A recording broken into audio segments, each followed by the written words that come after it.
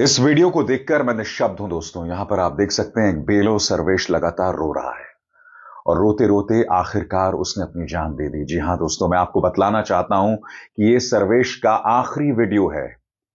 अपनी जान लेने से ठीक पहले यह व्यक्ति रो रहा है, अपनी बेबसी बयां कर रहा है। उसने एक लंबा चौड़ा खत भी लिखा है, मगर साहब मजाल है मुख्य चुनाव आयुक्त ज्ञानेश गुप्ता के कान में जूं तक रेंगे। सबसे बड़ी बात दोस्तों, हर गुजरते दिन के साथ इंसानियत जिस तरह से तार तार हो रही है, उसकी कई मिसालें हमारे सामने आ रही हैं। मैं आपके सामने एक और मिसाल पेश करना चाहता हूं जहां इंसानियत दागदार हो रही है साहब। यहां पर देखिए, एक व्यक्ति जमीन पर बेहोश पड़ा हुआ। आप जानते हैं व्यक्ति कौन है? यह व्यक्ति है भारतीय जनता पार्टी अध्यक्ष जेपी नड्डा का सुरक्षा कर्मी। वो जमीन पर बेहोश पड़ा हुआ है, मगर साहब मजाल है बीजेपी अध्यक्ष जेपी नड्डा पर कोई असर पड़े। अब आपकी स्क्रीन पर इन दो तस्वीरों को देखिए। आधे स्क्रीन पर आप देख रहे हैं बीएलओ सर्वेश, जिसने जान देने से पहले यह गुहार लगाई, वो लगातार रो रहा है। और आधे स्क्रीन पर आप देख रहे हैं जेपी नड्डा का सुरक्षा कर्मी जो जमीन पर बेहोश हो गया। मैं आज आपसे एक सवाल पूछना चाहता हूं दोस्तों, अगर राहुल गांधी का कोई सुरक्षा कर्मी इस कदर बेहोश हो जाता तो आप अंदाजा लगा सकते हैं कि प्राइम टाइम में राहुल गांधी को किस कदर गालियां दी जाती, किस कदर भारतीय जनता पार्टी इस पर प्रेस कॉन्फ्रेंस करके राहुल गांधी के इंसान ना होने पर सवाल उठाता।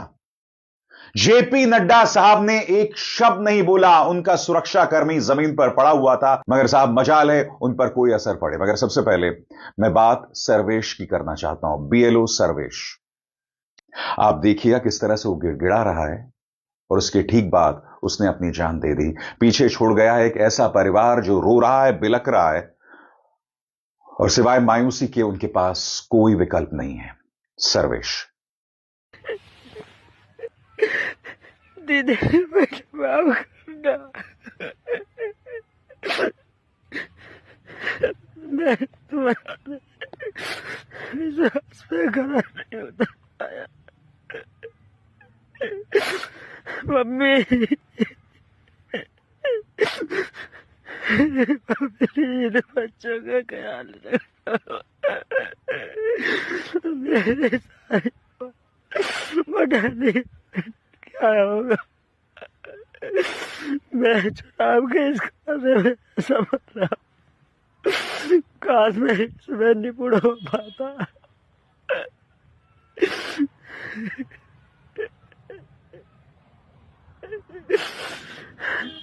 मैं तो एक कदम उठाना चाह रहा हूँ, इसका स्वयं मैं ही जिम्मेदार हूँ। इसमें किसी का कोई दोष नहीं है, मेरे परिवार को कुछ नहीं कहना है। मैं बहुत दुखी हूँ, इस दिन से चैन से नहीं सो पाया हूँ। मेरी छोटी छोटी 4 लड़कियां हैं।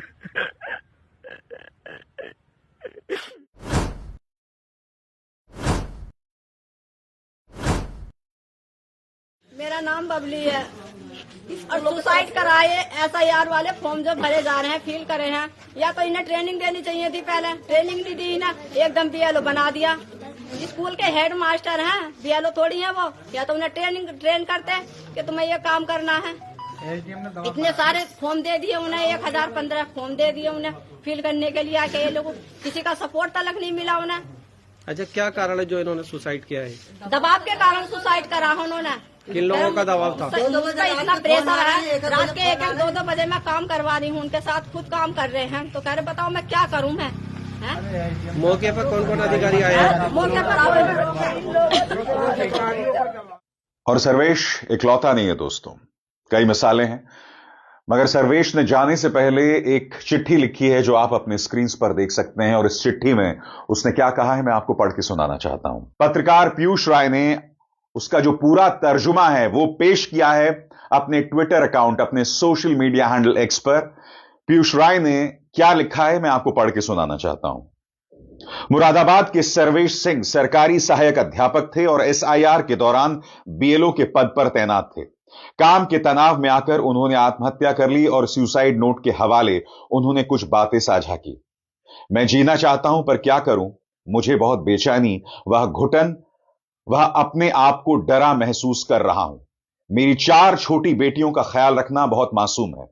यह लिखते समय बहुत पीड़ा महसूस कर रहा हूं। मेरी बेटी का, परिवार वालों का मेरी सेवा में जो राशि बनती है वो मेरी पत्नी को मिलनी चाहिए ताकि मेरी बेटियों का जीवन में सहारा बन सकें। अधिकारी परिवार को ज्यादा परेशान ना करें, मेरी तरफ से गुजारिश है। मेरे ना होने के बाद उनका जीवन खराब हो सकता है।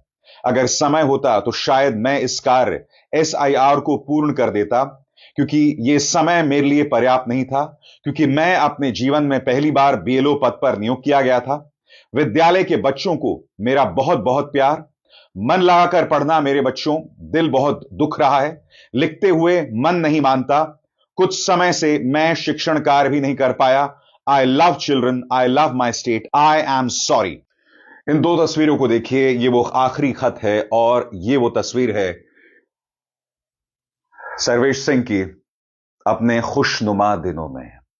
क्या किसी को कोई फर्क पड़ रहा है? और इसी मंच पर मैंने आपके सामने मिसाल पेश की थी उस BLO की जिसने अपने शादी के 1 दिन पहले अपनी जान दे दी थी।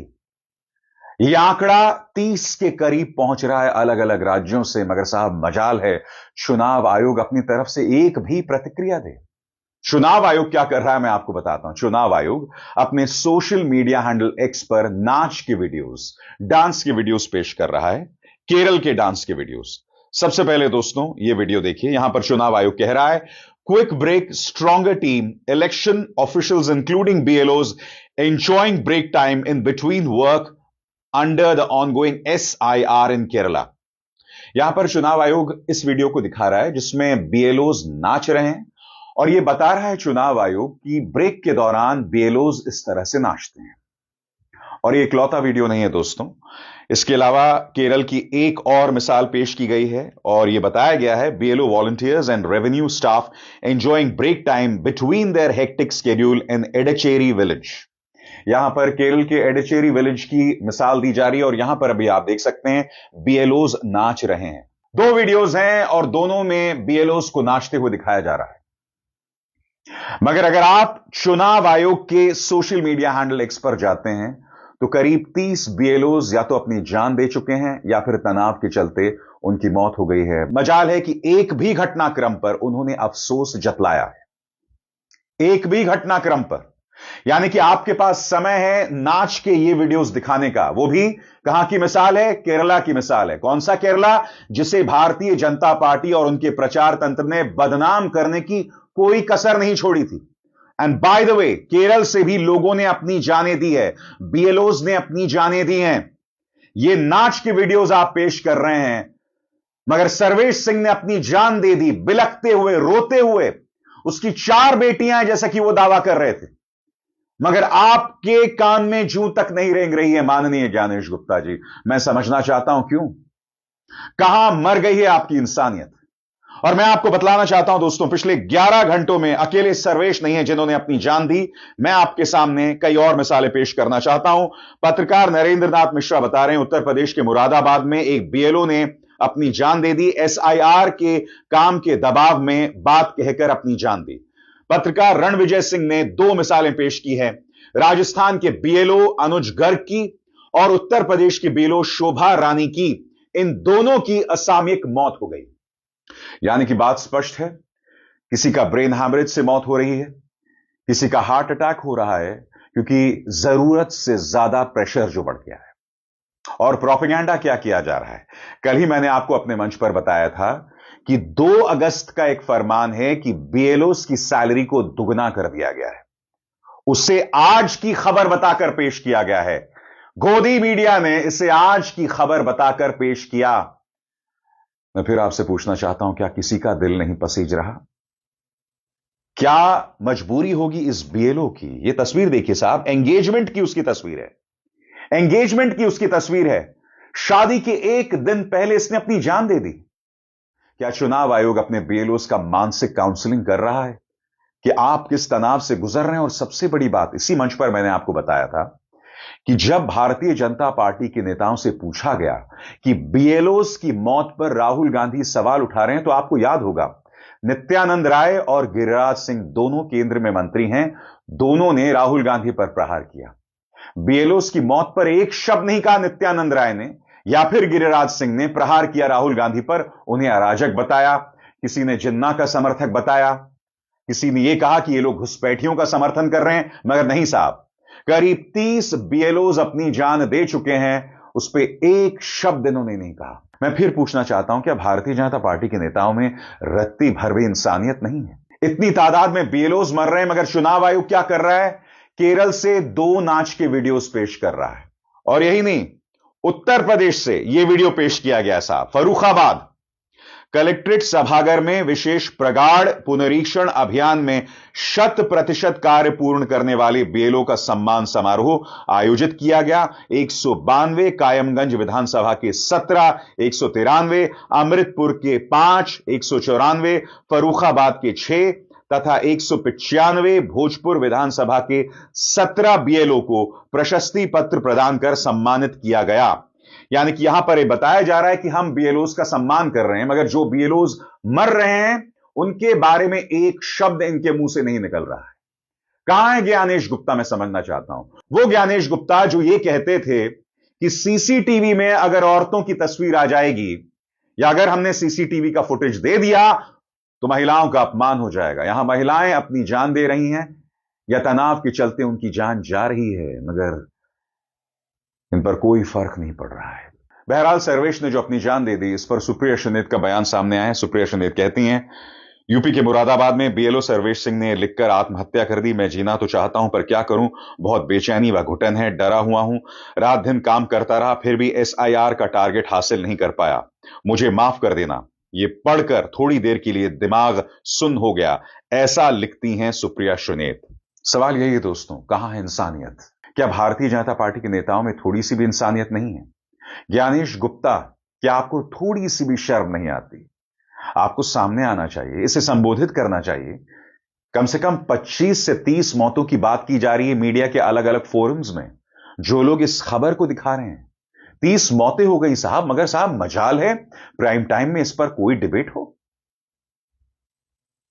इंसानियत किस कदर हर दिन तार तार होती जा रही है ना, उसकी एक और मिसाल मैं आपको देना चाहता हूं। इसका नाता बीएलओ से नहीं है, इसका नाता जेपी नड्डा जो कि भाजपा के अध्यक्ष हैं उनके सुरक्षाकर्मी से।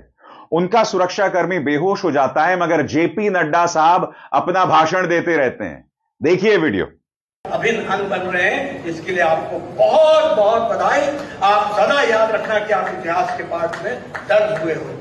इन्हीं शब्दों के साथ मैं पुनः हमारे आयोजकों को, मनसुख भाई को, उनकी टीम को बहुत बहुत बधाई देता हूं और साथ में आप सब लोगों को इस यात्रा को आगे बढ़ाने के लिए अपनी शुभकामनाएं देता हूं। बहुत मैं फिर आपसे पूछना चाहता हूं, क्या जेपी नड्डा साहब को अपना भाषण नहीं रोकना चाहिए था? क्या उन्हें मंच से नहीं उतरना चाहिए था? ऐसा नहीं कि वो चुनावी भाषण दे रहे थे कि सामने भीड़ थी, अगर वो मंच से उतर जाते।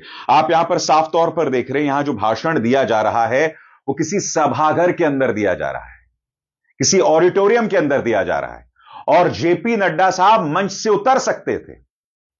मुझे नहीं लगता कि आप इतने वजनदार हैं कि आपको मंच से नीचे उतरने में दिक्कतें पेश आती, मगर नहीं, यह व्यक्ति बेहोश पड़ा हुआ है मगर कोई फर्क नहीं पड़ रहा।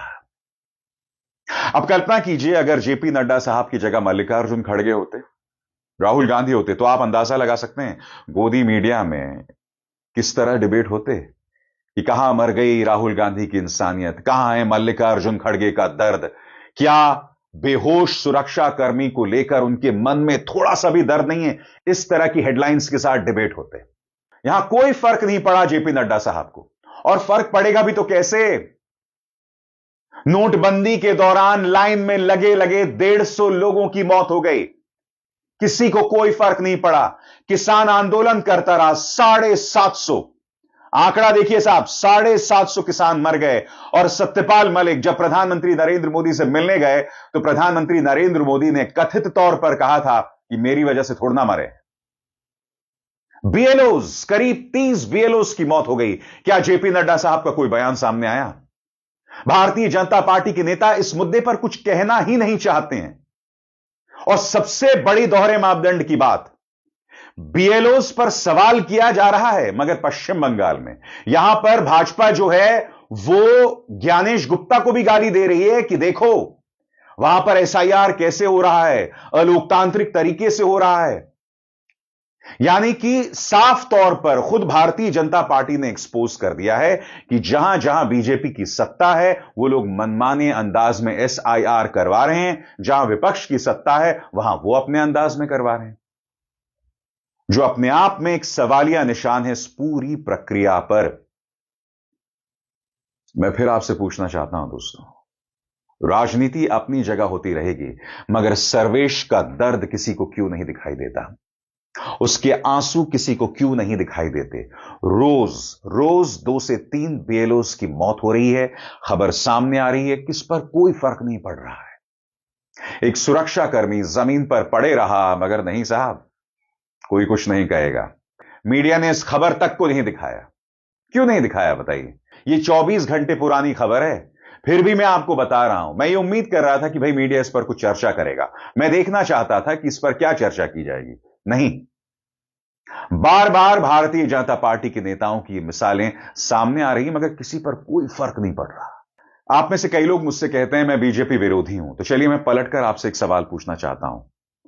भारतीय जनता पार्टी तमाम जगहों पर सत्ता में है, और जब इस तरह की मिसालें सामने आती हैं, पारदर्शिता की सख्त कमी वो तो है ही, मगर इंसानियत पूरी तरह से नदारद, पूरी तरह से नदारद। और इन्हें क्या लगता है? इन्हें क्या लगता है कि हम धर्म के नाम पर लोगों को बरगलाते रहेंगे, फिर हम कुछ भी कर सकते हैं। हम अपने धन्ना सेठों को हजारों बीघा जमीन दे देंगे, वहां पर लोग पेड़ों के कटने के खिलाफ आंदोलन करते रहेंगे, उन लोगों के दर्द की तरफ ना मीडिया का ध्यान जाएगा, और भारतीय जनता पार्टी को तो कोई परवाह ही नहीं है। फिर भी आप समझते हैं कि मैं बीजेपी से सवाल ना करूं। मैं आपसे पूछना चाहता हूं, विपक्ष को बचने का रास्ता कहां मिलता है?